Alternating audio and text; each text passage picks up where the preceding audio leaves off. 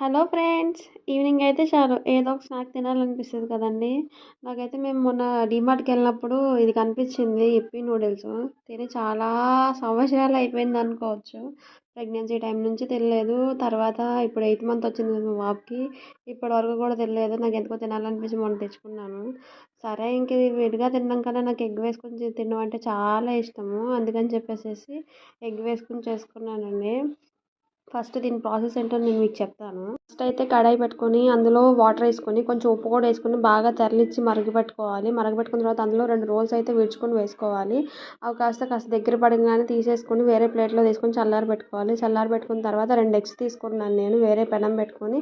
ఆ 2 ఎగ్స్ని బ్రేక్ చేసి అందులో వేసాను. అందులోనే ఉప్పు కారం మళ్ళీ కొంచెం వేసాను. వాళ్ళు ఇచ్చిన మసాలా పొడి ఉంటుంది కదండి, అది కూడా వేసి మిక్స్ చేసుకోవడమే. ఉడికించిన నూడిల్స్, కట్ చేసిన ఆనియన్స్, కొత్తిమీర వేసుకోవడమే. వీడియో మీకు నచ్చినట్టయితే లైక్ చేయండి, షేర్ చేయండి, సబ్స్క్రైబ్ చేయండి.